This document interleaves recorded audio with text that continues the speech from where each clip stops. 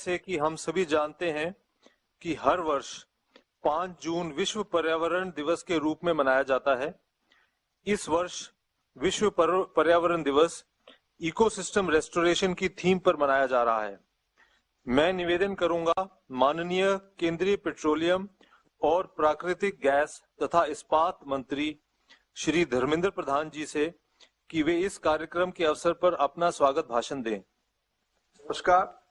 आज विश्व पर्यावरण दिवस के अवसर पे भारत सरकार की ओर से आयोजित किया गया इस कार्यक्रम में मैं माननीय प्रधानमंत्री श्री नरेंद्र मोदी जी को स्वागत करता हूं, जिन्होंने पिछले 7 सालों में विश्व स्तर पे एक नेतृत्व की स्थान अपने सामूहिक प्रयास से देश की कलेक्टिव एफर्ट से एक स्थान प्राप्त किया है। ऐसे यशस्वी प्रधानमंत्री जी का मैं स्वागत करता हूं।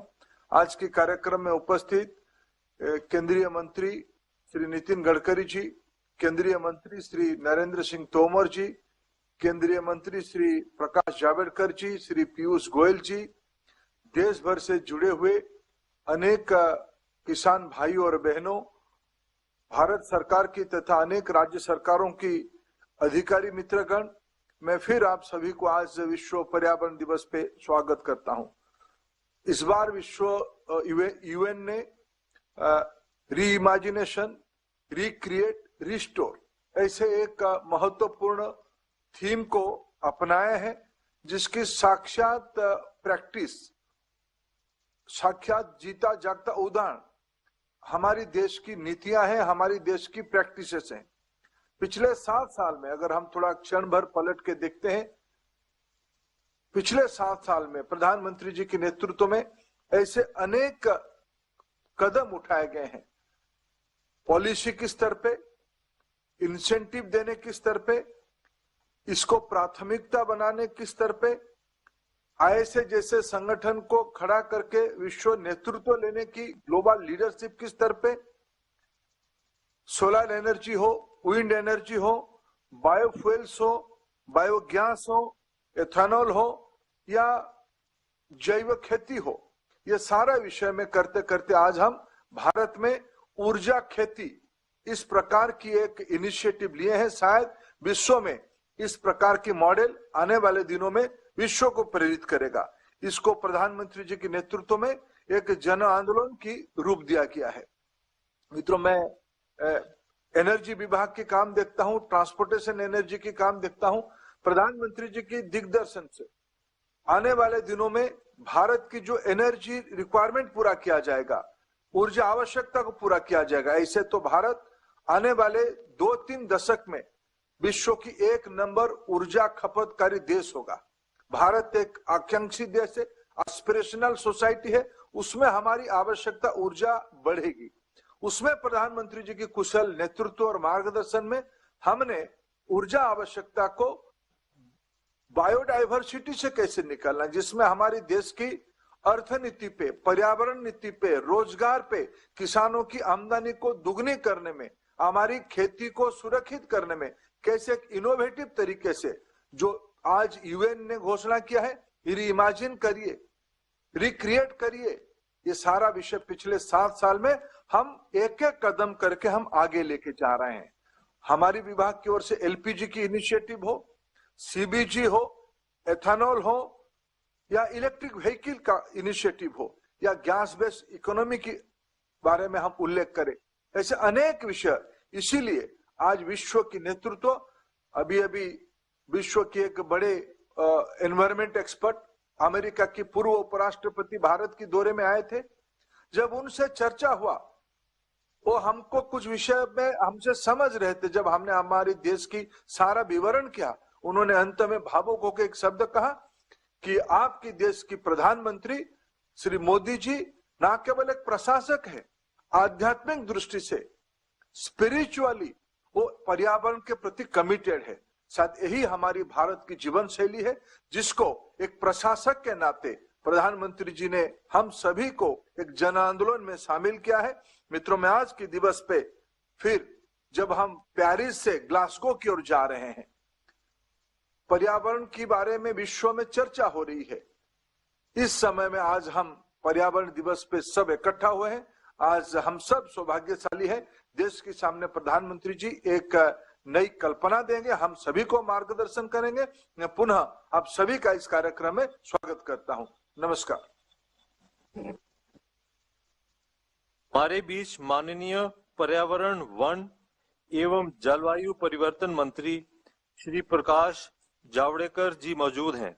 मैं निवेदन करूंगा माननीय पर्यावरण मंत्री जी से कि वे हमें संबोधित करें।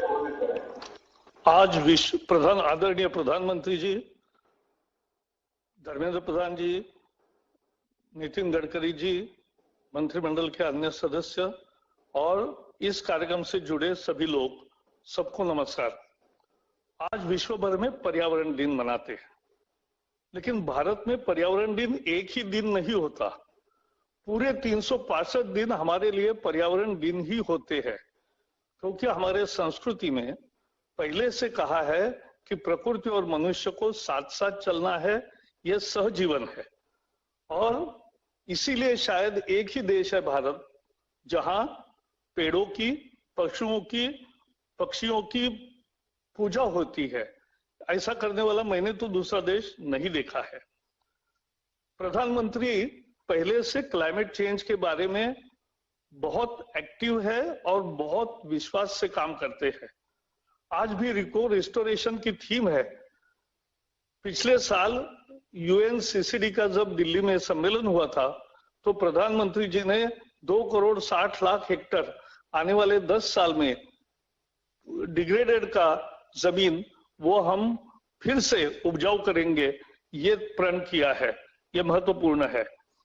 फिर गुजरात में उन्होंने पहली दफा क्लाइमेट चेंज डिपार्टमेंट निकाला, क्लाइमेट चेंज मिनिस्ट्री यहां भी की, और एक किताब अल गोर का बहुत दिनों से चल रहा था, इनकन्वीनियंट ट्रूथ, उसका एक बहुत प्रयोगों के आधार पर कन्वीनियंट एक्शन, ये किताब मोदी जी का लिखा। मैंने देश के सभी नेताओं को जो हमें पेरिस के समय मिले, उन सबको दिया और सबने बड़ी प्रशंसा की। पेरिस समझौते का एक ही वाक्य कहूंगा कि पेरिस समझौता आखिरी दिन होगा नहीं होगा, ऐसा पेच आया था। तब ओबामा, फ्रांस के राष्ट्रपति अध्यक्ष ओलांद, और उन्होंने प्रधानमंत्री मोदी जी को फोन किया और पेरिस समझौता साकार हो गया। ये भूमिका उनकी हमें लीडरशिप की रही है। उन्होंने जब उस समय इंटरनेशनल सोलर अलायंस निकाला और 100 मेगावाट का 175 गीगावाट का टारगेट रखा, तो लोगों को असंभव लग रहा था, क्योंकि उस समय केवल 22,000 थे और 22,000 से 1,75,000 मेगावाट कैसे होगा। लेकिन आज 1,36,000 मेगावाट यानी 136 गीगावाट नवीन ऊर्जा हो गई।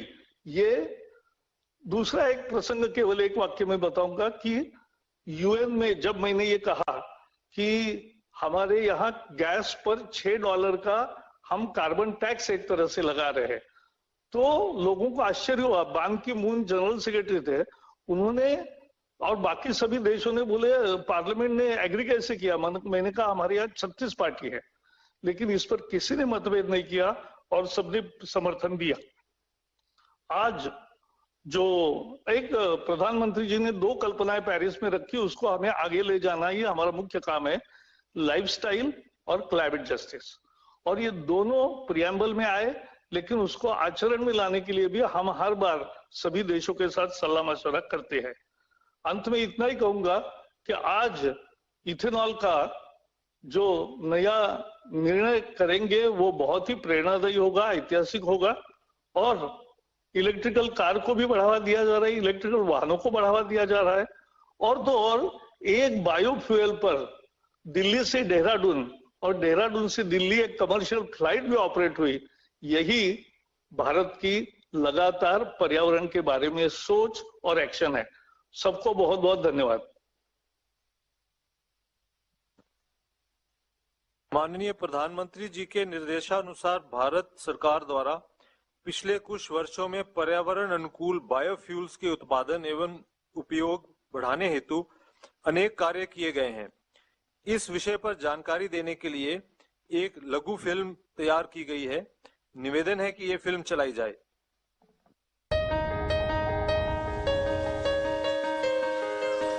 पर्यावरण के साथ मानव का संबंध है अटूट।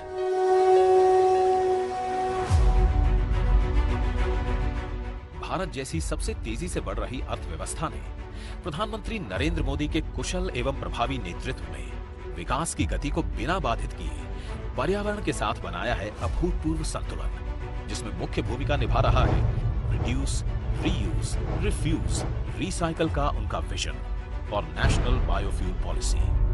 बायोफ्यूल यानी फसलों से निकला ईंधन, फसल के अवशेष से निकला ईंधन, कूड़े कचरे से निकला ईंधन,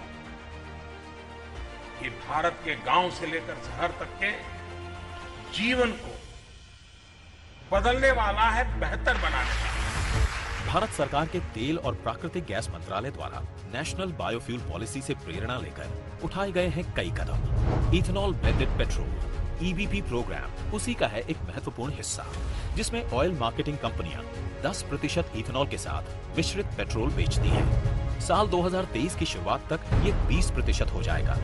इथेनॉल के स्वदेशी उत्पादन को बढ़ाने के लिए तेल कंपनियों ने इथेनॉल की कमी वाले राज्यों में 7,500 करोड़ रुपए के अनुमानित निवेश के साथ 11 अनाज आधारित मेगा इथेनॉल रिफाइनरियों की बनाई है योजना, जिससे प्रतिवर्ष 150 करोड़ लीटर बढ़ जाएगी इथेनॉल डिस्टिलेशन कैपेसिटी। इसके साथ साथ ऑयल पीएसयू 8,000 करोड़ रुपए के निवेश से कृषि अपशिष्ट आधारित second generation 2G ethanol bio रिफाइनरियां कर रही है स्थापित। यही नहीं, इंडियन ऑयल हरियाणा के पानीपत में इथेनॉल का थर्ड जेनरेशन 3G रिफाइनरी कर रहा है स्थापित। इसके अलावा भारत ने गैस आधारित अर्थव्यवस्था को प्राप्त करने की दिशा में सतत sustainable alternative towards affordable transportation जैसे उठाए हैं क्रांतिकारी कदम, जिसमें मवेशियों के गोबर, कृषि अवशेष, खाद्य और सब्जी अपशिष्ट, कचरे आदि का उपयोग करके होगा सीबीजी कंप्रेस्ड बायोगैस जैसे स्वच्छ और हरित ईंधन का सृजन। इस कार्यक्रम के तहत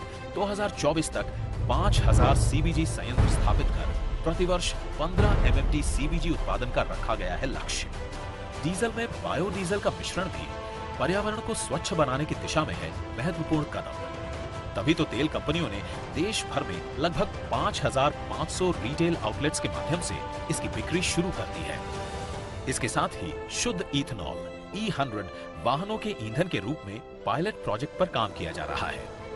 कुल मिलाकर इन परियोजनाओं से कच्चे तेल की खरीद पर खर्च होने वाली विदेशी मुद्रा की होगी बचत, रोजगार का होगा सृजन, किसानों की आय में होगी वृद्धि और पर्यावरण होगा स्वच्छ। आज विश्व पर्यावरण दिवस पर प्रधानमंत्री नरेंद्र मोदी कर रहे हैं लोकार्पण 2020-25 के लिए भारत में इथेनॉल ब्लेंडिंग के रोड मैप पर एक्सपर्ट कमेटी की रिपोर्ट का। साथ ही करेंगे शुभारंभ E100 पायलट परियोजनाओं का।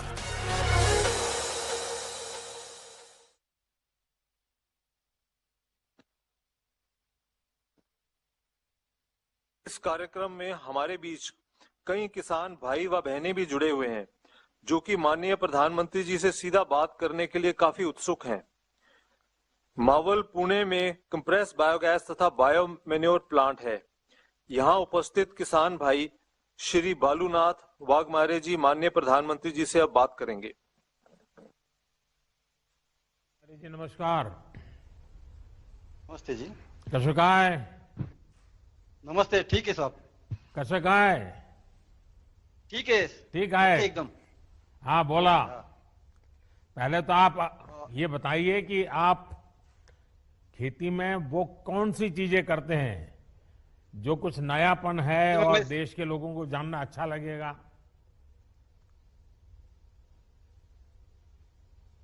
नमस्ते जी।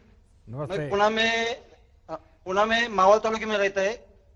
मैं खेती में चावल, चना, बटर, सोयाबीन, मूंगफलियां और सब्जी में बोलो तो सब हर सब्जी में लेता है। भिंडी, मिर्ची, वांगी, गवार, ये सब सब्जी लेता है मैं।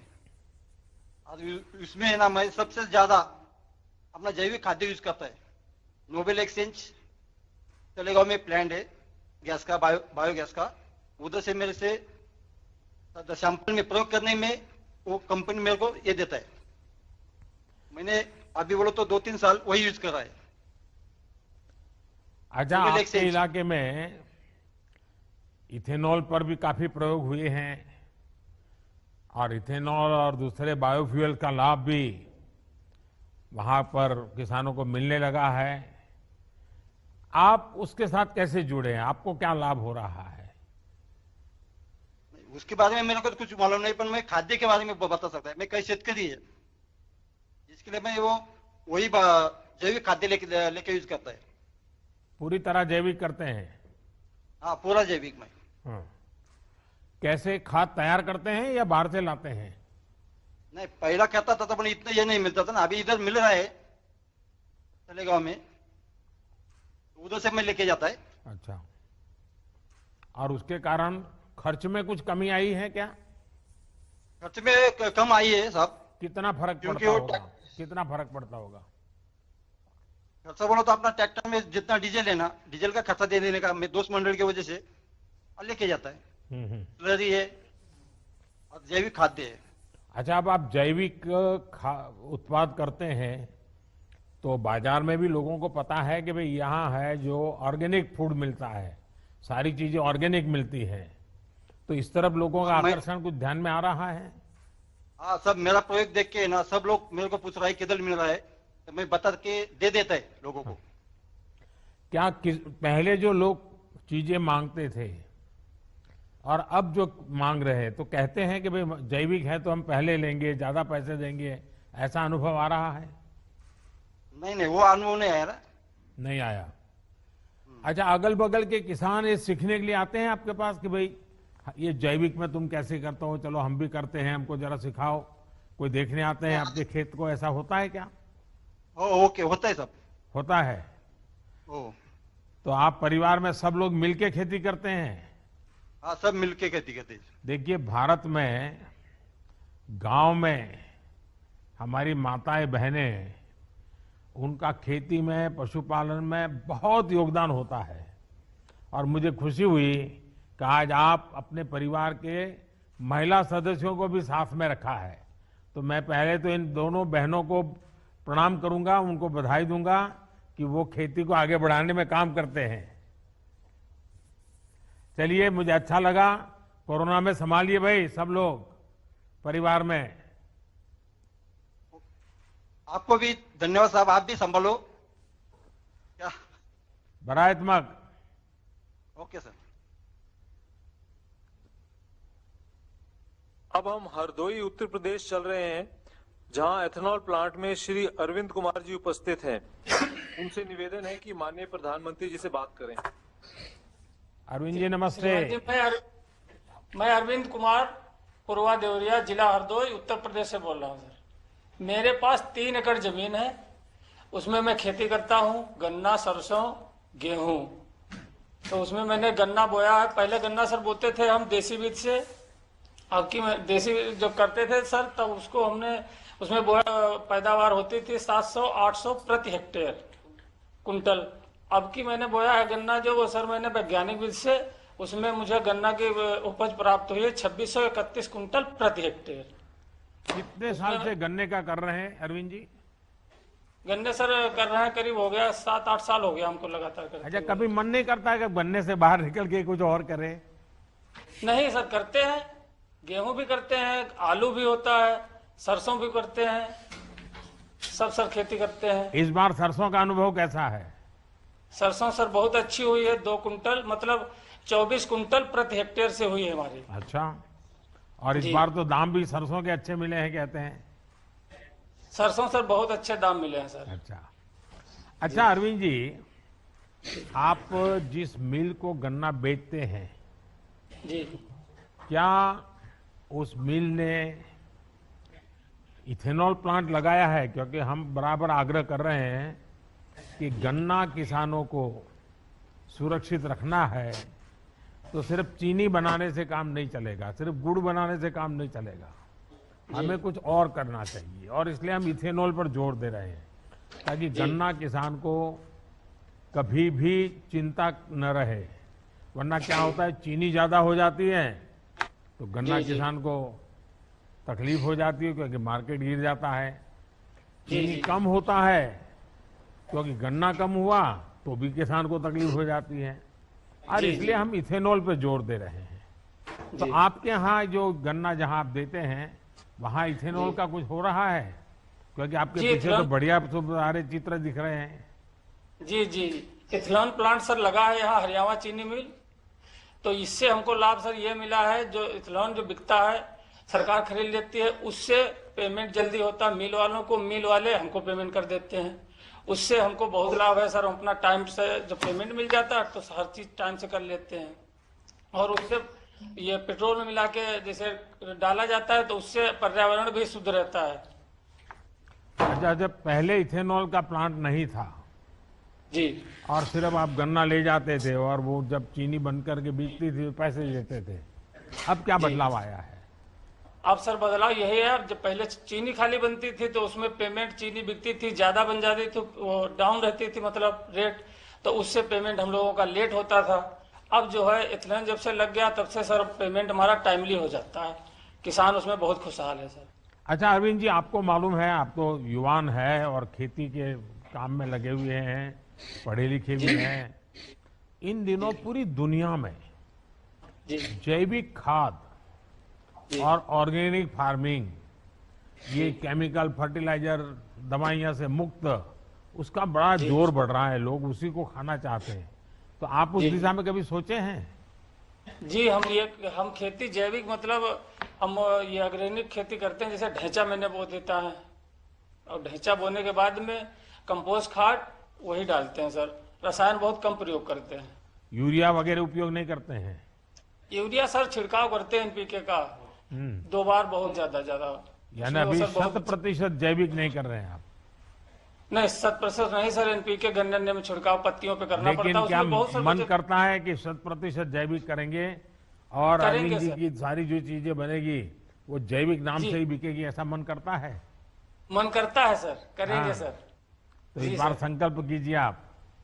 जी सर, संकल्प लेते हैं, करेंगे सर। देखिए, इससे बहुत लाभ होगा, बहुत किसानों को लाभ होगा। और जो धरती माता है ना, जैसे हम अपनी माँ बीमार हो जाए तो कितने चिंतित हो जाते हैं। जी जी, हमारी धरती माँ अगर बीमार हो जाए, ये सारे केमिकल डाल करके धरती माँ को हम बर्बाद कर दें तो धरती माँ भी रुक जाती है। जी जी, तो धरती माँ की भी रक्षा करनी चाहिए कि नहीं करनी चाहिए? करनी चाहिए। तो ये भी हमारी माँ है और उस माँ को हम परेशान करें वो तो कितना उचित होगा। तो आप भी किसानों को बताइए।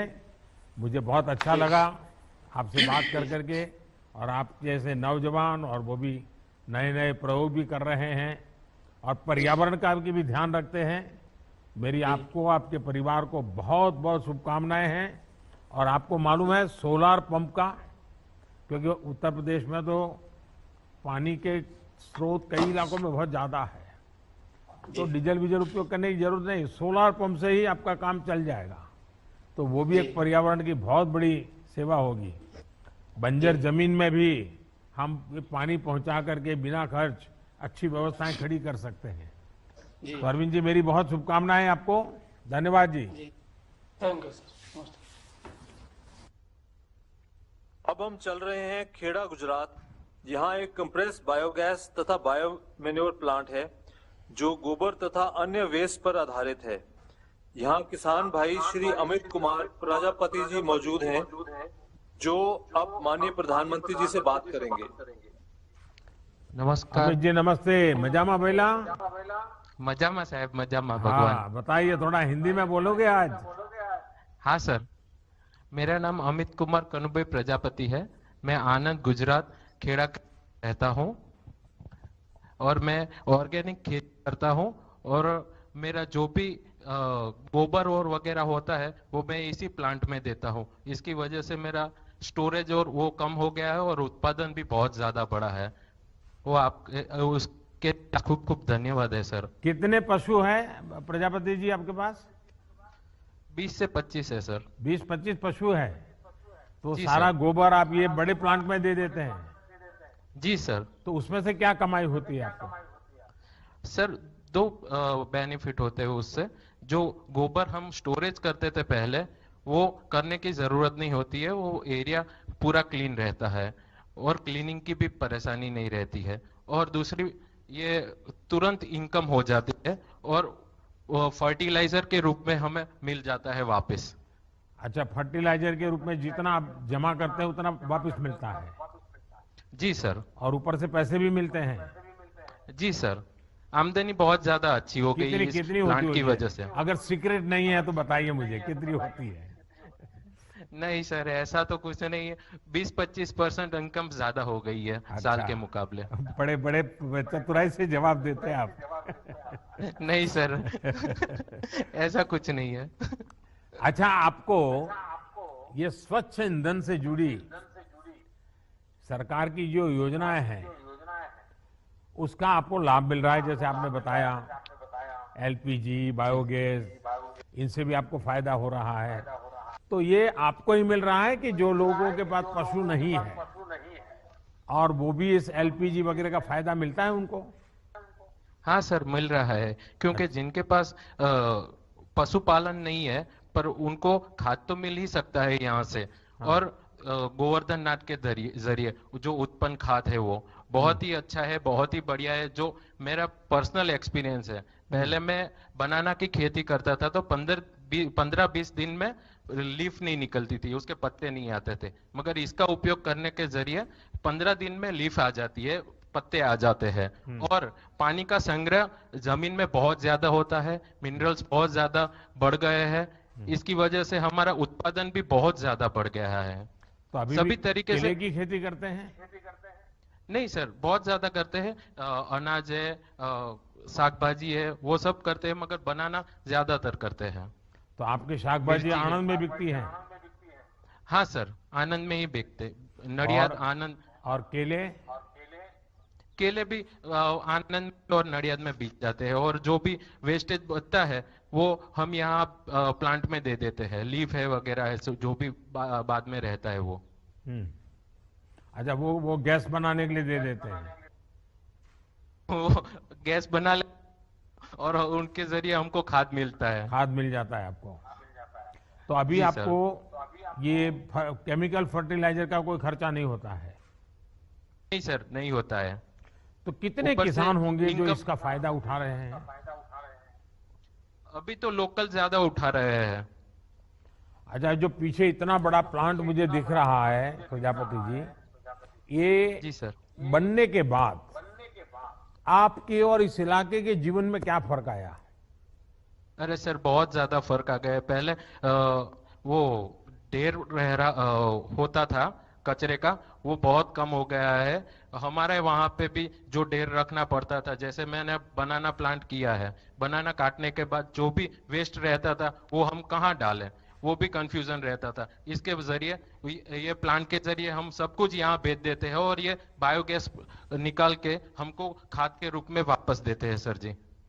देखिए, हमारे यहाँ एग्रीकल्चर यूनिवर्सिटी ने एक अच्छा काम किया था। जब मैं वहाँ आपके यहाँ काम करता था तो ये जो केला उतरने के बाद ये जो इसका वेस्ट होता है उसको अगर छोटे 6-6 इंच के टुकड़े करके उसको जमीन में अगर गाड़ देते हैं तो 90 दिन तक पानी की जरूरत नहीं पड़ती, इतना पानी उसमें होता है।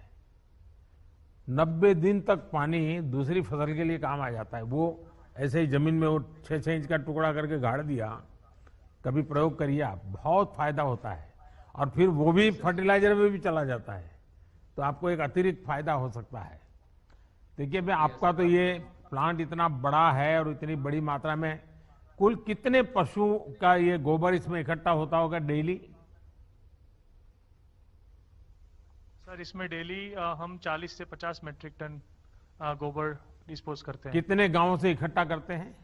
करीबन 20 से 25 गांव के आसपास। 25 गांव से। और यहाँ कितने से पशु का नडियाद होता से लेके होगा? खंबा तक करीबन 1500-2000 पशु। 2000 पशु का गोबर वहां सफाई भी हो जाती है और आपके यहाँ आ जाता है। और आपका गैस कहाँ कहाँ बिकता है? सर, अभी हमने सतत प्रोग्राम के अनुसार हमने अपना gas CGD pipeline city gas को डिस्ट्रीब्यूट कर दिया है। अच्छा, सिटी गैस में बिकता है आपका gas? Yes sir, yes sir. तो वो जो कमाई होती है वो आपकी कंपनी की होती है कि उसमें भी किसानों को कुछ मिलता है? वो कमाई सर कंपनी की होती है। कंपनी की होती है, और लेकिन जो गोबर आता है उसके बदले में उतना फर्टिलाइजर आप दे देते हैं वापस। यस सर, और इंडस्ट्रियल वेस्ट भी बहुत आता है सर। आजू बाजू की जो लोकल इंडस्ट्रीज है, जैसे कि चिकोरी वेस्ट है, पोटैटो वेस्ट है, वो सब वेस्ट भी हम यहाँ पे डिस्पोज करते हैं। Total 240 metric ton per day हम यहाँ पे वेस्ट डिस्पोज करते हैं, और उससे 7,200 किलो गैस पर डे हम उत्पादन करते हैं। अच्छा। और 50 से 60 मैट्रिक टन जैविक खाद।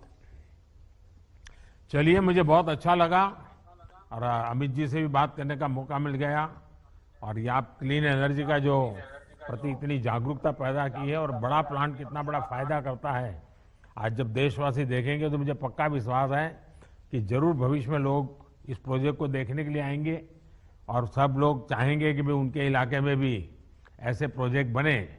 मेरी तरफ से आपको बहुत बहुत शुभकामनाएं हैं, बहुत बहुत धन्यवाद।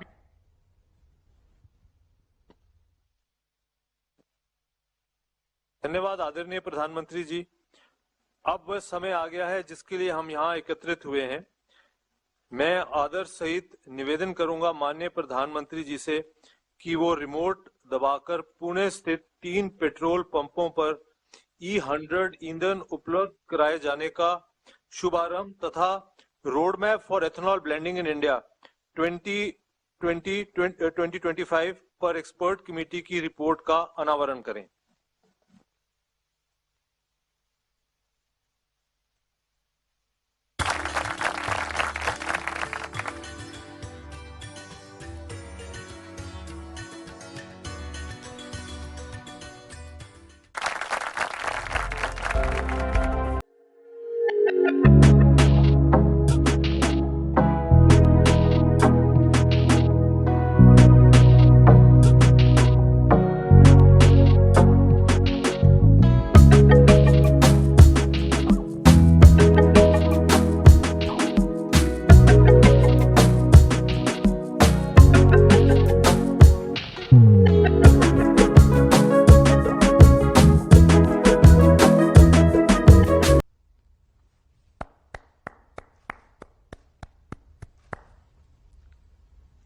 आदरणीय प्रधानमंत्री जी से निवेदन है कि वो अपने प्रेरक उद्बोधन से हमें अनुग्रहित करें। केंद्रीय मंत्रिमंडल में मेरे सहयोगी श्रीमान नितिन गडकरी जी, नरेंद्र सिंह तोमर जी, प्रकाश जावड़ेकर जी, पीयूष गोयल जी, धर्मेंद्र प्रधान जी, गुजरात के खेड़ा के सांसद देव सिंह जी चौहान जी, यूपी के हरदोई के सांसद भाई जयप्रकाश रावत जी, पुणे के मेयर मुरलीधर महौल जी, पिंपरी चिंचवड़ म्युनिसिपल कॉरपोरेशन की मेयर बहन उषा जी, इस कार्यक्रम में उपस्थित अन्य महानुभाव और मेरे प्यारे भाई और बहनों, हमारे किसान साथी, जब मैं उनसे बात कर रहा था तो कैसे बायोफ्यूल से जुड़ी व्यवस्थाओं को वे सहज रूप से अपना रहे हैं और कितनी बढ़िया तरीके से वो अपनी बात बता रहे थे, उसमें कॉन्फिडेंस भी नजर आ रहा था। स्वच्छ ऊर्जा, क्लीन एनर्जी, देश में जो इतना बड़ा अभियान चल रहा है उसका बहुत बड़ा लाभ देश के एग्रीकल्चर सेक्टर को भी मिलना स्वाभाविक है। आज विश्व पर्यावरण दिवस के अवसर पर भारत ने एक और बड़ा कदम उठाया है। इथेनॉल सेक्टर के विकास के लिए एक विस्तृत रोड मैप आज अभी मुझे जारी करने का सौभाग्य मिला है। देश भर में इथेनॉल के उत्पादन और वितरण से जुड़ा महत्वाकांक्षी E100 पायलट प्रोजेक्ट भी पुणे में लॉन्च किया गया है। मैं पुणे वासियों को बधाई देता हूं, पुणे के मेयर को बधाई देता हूं। हम अपने तय लक्ष्यों को समय पर हासिल कर पाए, इसके लिए मैं बहुत बहुत शुभकामनाएं देता हूं। साथियों, अगर आप गौर करें तो आज से 7-8 साल पहले देश में इथेनॉल की चर्चा बहुत कम, रेयरली कभी होती थी। कोई उसका जिक्र ही नहीं करता था, और अगर जिक्र कर भी दिया तो जैसे एक रूटीन कोई बात होती है, ऐसा ही हो जाता था। लेकिन अब इथेनॉल 21वीं सदी के भारत की बड़ी प्राथमिकताओं से जुड़ गया है।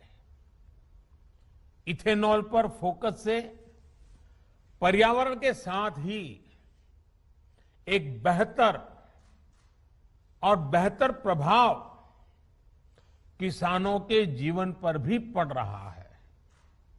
आज हमने पेट्रोल में 20% इथेनॉल ब्लेंडिंग के लक्ष्य को 2025 तक पूरा करने का संकल्प किया है।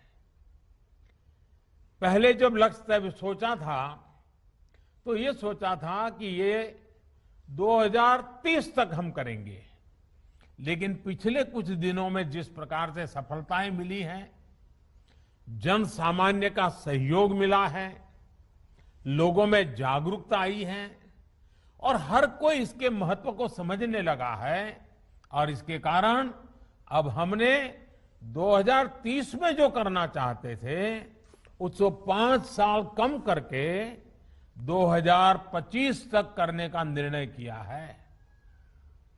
5 साल एडवांस। साथियों, इतने बड़े फैसले का हौसला बीते 7 सालों में देश ने जो लक्ष्य प्राप्त किए हैं, देश ने जो प्रयास किए हैं और उसमें से जो सफलता मिली है, उसी के कारण ये आज निर्णय करने की हिम्मत आई है।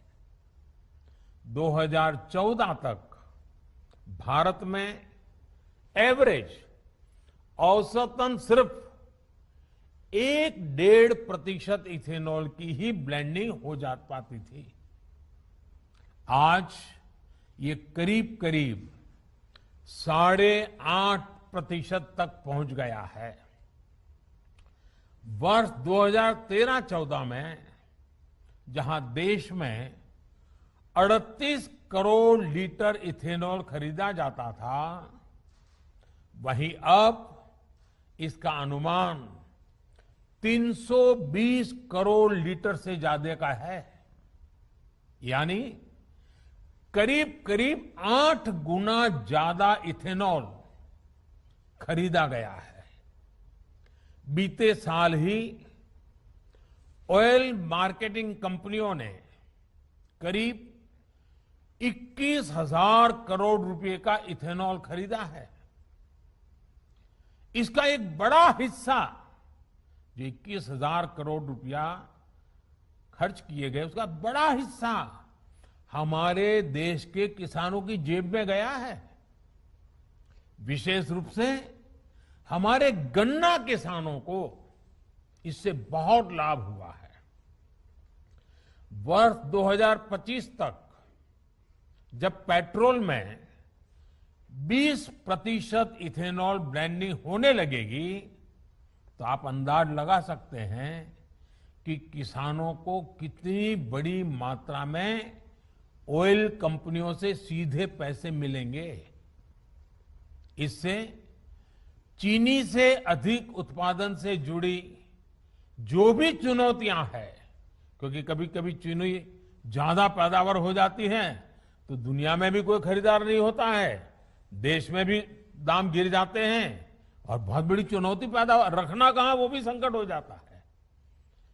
ऐसी सारी चुनौतियों को कम करने में, और इसका सीधा लाभ गन्ना किसान की सुरक्षा से जुड़ जाता है। ये बहुत लाभ होने वाला है।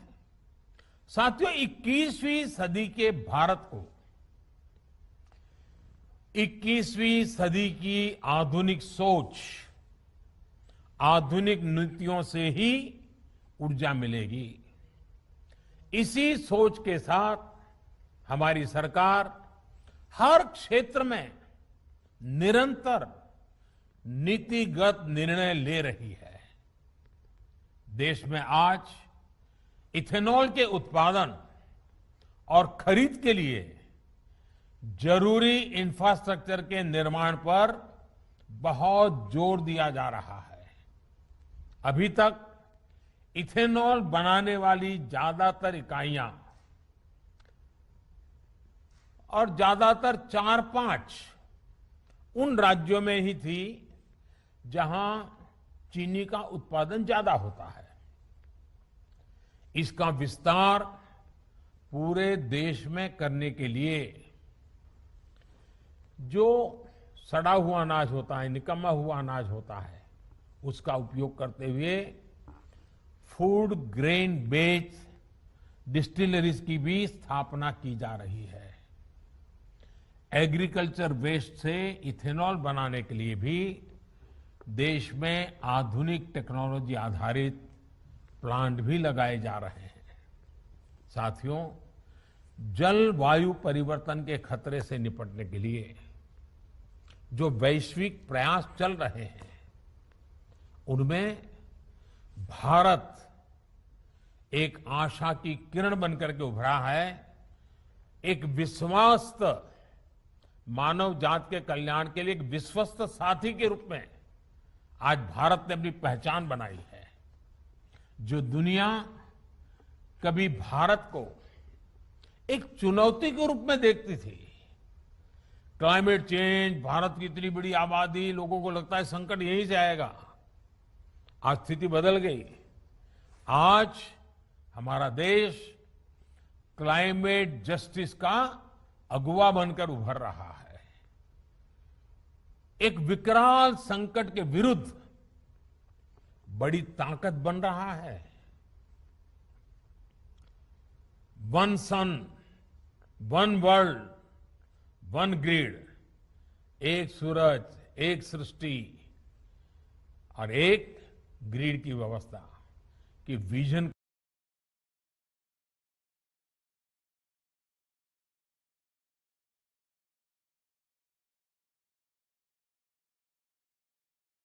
को साकार करने वाला इंटरनेशनल सोलर अलायंस, उसका निर्माण हो या फिर coalition for disaster resilient infrastructure की पहल हो, भारत एक बड़े वैश्विक विजन के साथ आगे बढ़ रहा है। क्लाइमेट चेंज परफॉर्मेंस इंडेक्स में भारत दुनिया के टॉप 10 कंट्रीज में, दुनिया के प्रमुख 10 देशों में आज उसने अपनी जगह बना ली है। साथियों, क्लाइमेट चेंज की वजह से जो चुनौतियां सामने आ रही है, भारत उसके प्रति जागरूक भी है और सक्रियता से काम भी कर रहा है। हम एक तरफ ग्लोबल साउथ में एनर्जी जस्टिस के प्रति संवेदनशीलता और ग्लोबल नॉर्थ के उत्तरदायित्वों के हिमायती हैं, तो दूसरी तरफ अपनी भूमिका का निर्वहन भी पूरी गंभीरता से कर रहे हैं। भारत ने एनर्जी ट्रांजिशन का एक ऐसा मार्ग चुना है जिसमें हमारी नीतियां और निर्णयों में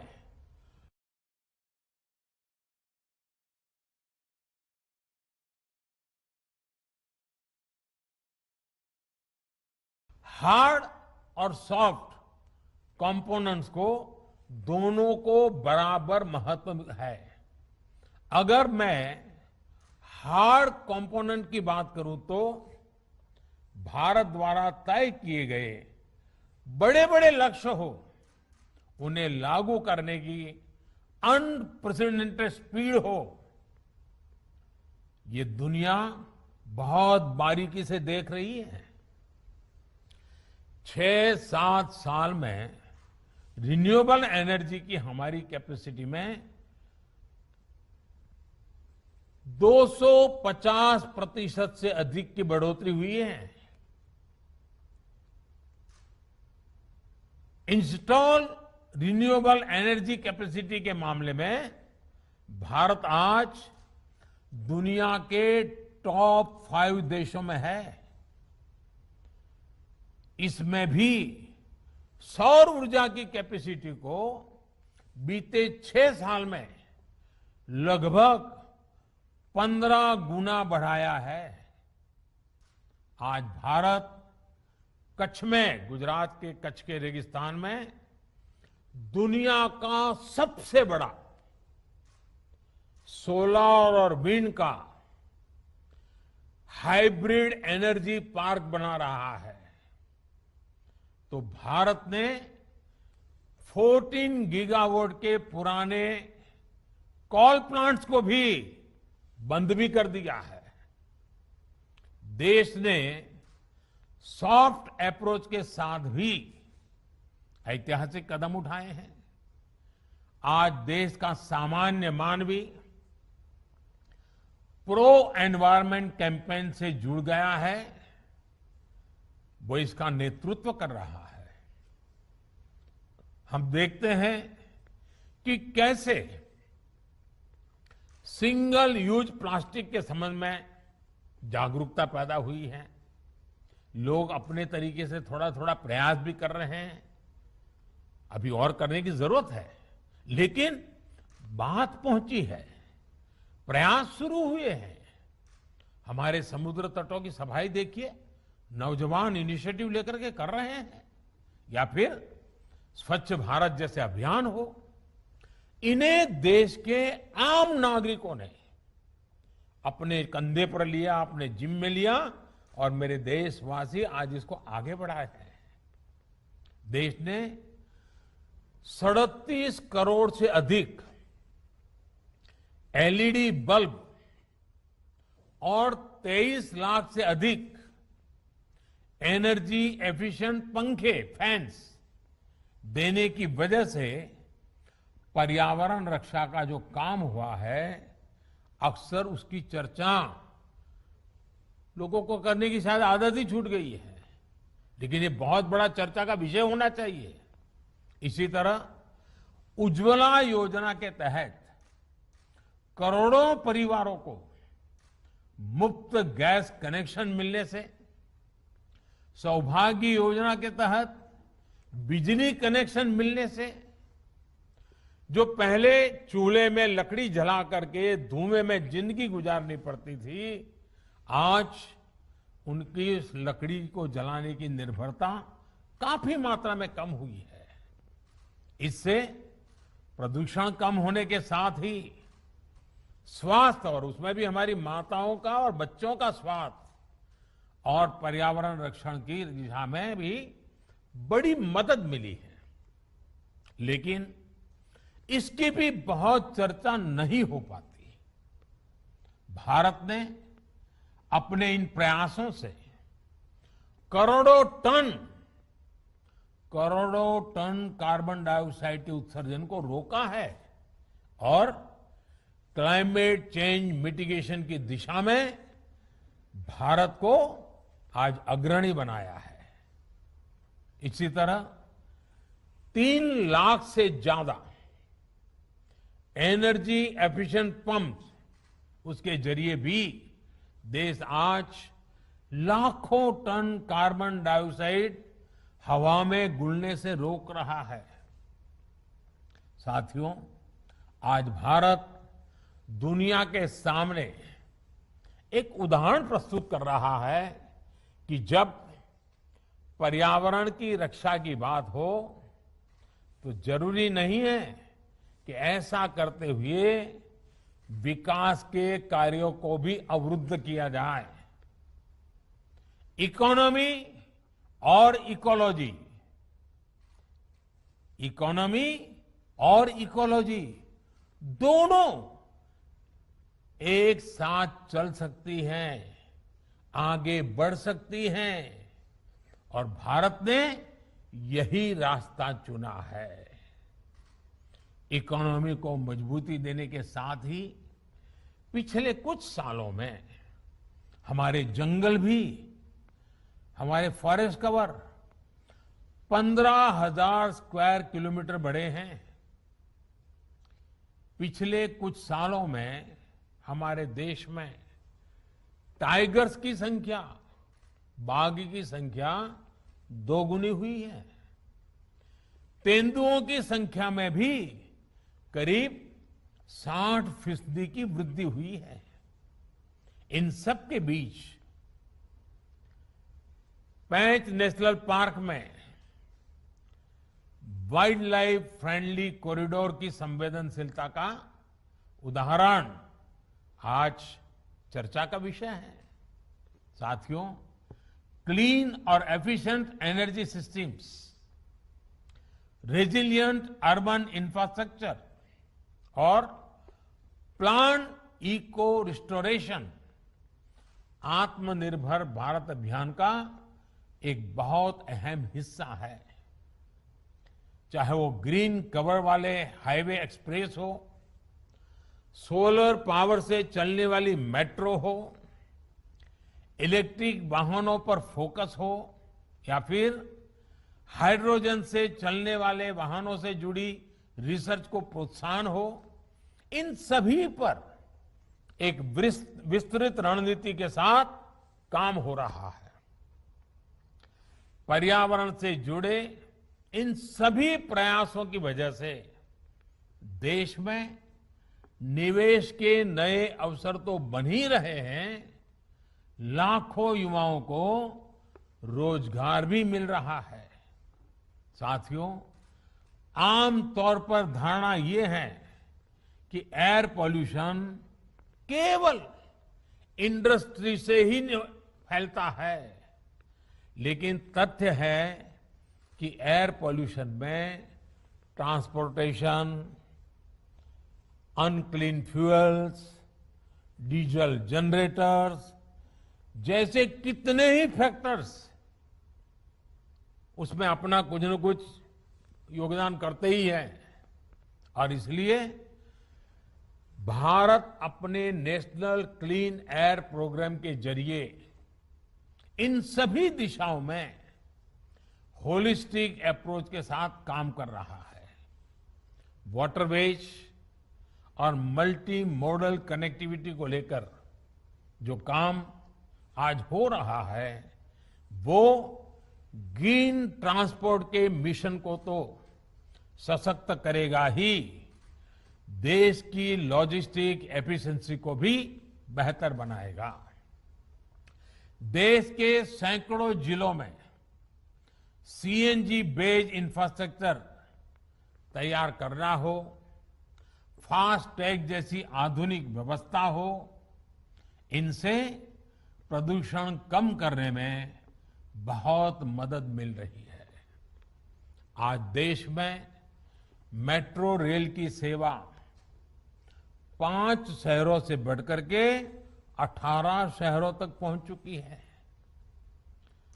सबअर्बन रेलवे की दिशा में भी जो काम हुआ है, उससे पर्सनल व्हीकल्स का इस्तेमाल कम हुआ है।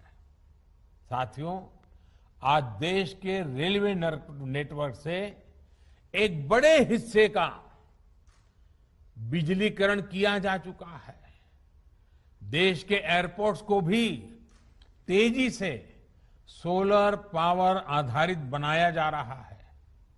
2014 से पहले तक सिर्फ 7 एयरपोर्ट्स में सोलर पावर की सुविधा थी, जबकि आज ये संख्या 50 से ज्यादा हो चुकी है। एनर्जी एफिशिएंसी के लिए 80 से ज्यादा एयरपोर्ट्स में एलईडी लाइट्स लगाने का काम भी पूरा हो चुका है। भविष्य की तैयारियों से जुड़ा एक और उदाहरण मैं आपके सामने बताना चाहूंगा। स्टैच्यू ऑफ यूनिटी गुजरात में सरदार वल्लभ भाई का विश्व का सबसे बड़ा ऊंचा स्मारक बना है। स्टैच्यू ऑफ यूनिटी जिस स्थान पर है, उस खूबसूरत केवड़िया शहर को इलेक्ट्रिक व्हीकल सिटी के तौर पर विकसित करने पर भी काम चल रहा है। भविष्य में केवड़िया में बैटरी आधारित बसें, 2 व्हीलर और फिर 4 व्हीलर ही चलेंगे। इसके लिए वहां जरूरी इंफ्रास्ट्रक्चर भी उपलब्ध कराया जाएगा। साथियों, क्लाइमेट चेंज से वाटर साइकिल का भी सीधा संबंध होता जा रहा है। वाटर साइकिल में संतुलन बिगड़ता है तो उसका सीधा प्रभाव वाटर सिक्योरिटी पर पड़ता है। आज देश में वाटर सिक्योरिटी को लेकर जितना काम हो रहा है उतना पहले कभी नहीं हुआ है। देश में जल स्रोतों के निर्माण और संरक्षण से लेकर उपयोग तक एक होलिस्टिक अप्रोच के साथ काम किया जा रहा है। जल जीवन मिशन भी इसका एक बहुत बड़ा माध्यम है। और मैं आपको याद दिलाना चाहूंगा कि जल जीवन मिशन में इस बार एक कार्यक्रम चल रहा है जिसमें देश के नागरिकों की मदद चाहिए मुझे। वो है वर्षा के पानी को बचाओ, कैच द रेन वाटर। हम वर्षा के पानी को रोकें, बचाएं। भाइयों बहनों, लगभग 7 दशक में देश के करीब 3 करोड़ ग्रामीण परिवारों तक पाइप से पानी पहुंचा, तो 2 साल से भी कम वक्त में 4 करोड़ से भी अधिक परिवारों के तक नल से जल पहुंचाया जा चुका है। एक तरफ पाइप से हर घर को जोड़ा जा रहा है, वहीं दूसरी तरफ अटल भूजल योजना और कैच द रेन जैसे अभियानों के माध्यम से भूजल का स्तर बढ़ाने पर फोकस किया जा रहा है। साथियों, विकास और पर्यावरण में संतुलन ये हमारी पुरातन परंपरा का एक अहम हिस्सा है, जिसको हम आत्मनिर्भर भारत की भी ताकत बना रहे हैं। जीव और प्रकृति के रिश्ते का संतुलन, व्यष्टि और समष्टि का संतुलन, जीव और शिव का संतुलन हमेशा से हमारे शास्त्रों ने हमें सिखाया है। हमारे यहां कहा गया है, यत पिंडे तद ब्रह्मांडे, यत पिंडे तद ब्रह्मांडे।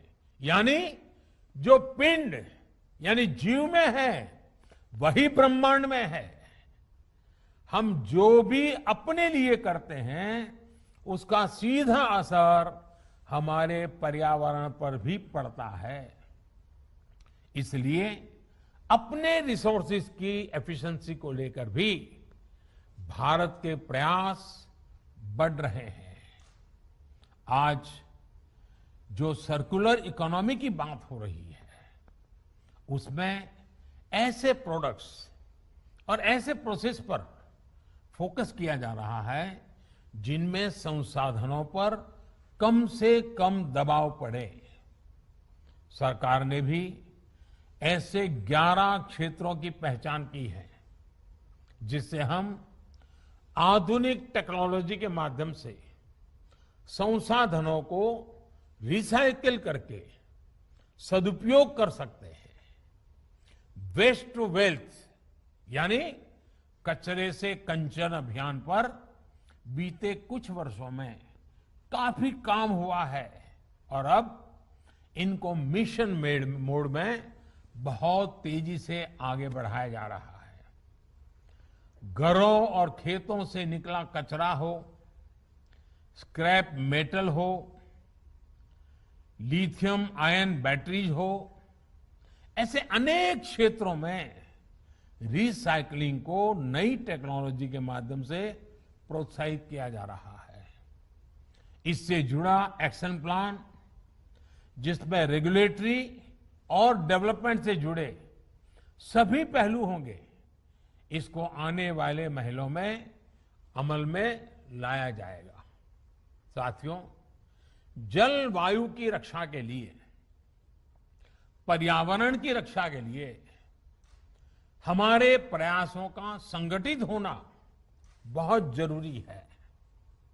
देश का एक एक नागरिक जब जल, वायु और जमीन के संतुलन को साधने के लिए एकजुट होकर के प्रयास करेगा, तभी हम अपनी आने वाली पीढ़ियों को एक सुरक्षित पर्यावरण दे पाएंगे। हमारे पूर्वजों की कामना थी, और बहुत अच्छी बात हमारे पूर्वजों हमारे लिए कह के गए हैं। हमारे पूर्वजों की हमसे क्या कामना थी? बहुत बढ़िया बात कही उन्होंने, कहा है पृथ्वी ही पुहु च उर्वी भव, अर्थात संपूर्ण पृथ्वी, संपूर्ण परिवेश हम सभी के लिए उत्तम हो, हमारे सपनों को सुअवसर दे। इसी शुभकामना के साथ आज विश्व पर्यावरण दिवस पर उससे जुड़े सभी महानुभावों को अनेक अनेक शुभकामनाएं देता हूं। आप अपना ख्याल रखें, अपने आप को स्वस्थ रखें, अपने परिवारजनों को स्वस्थ रखें, और कोविड प्रोटोकॉल का में कोई ढिलाई न बरतें, इसी अपेक्षा के साथ बहुत बहुत धन्यवाद, आभार।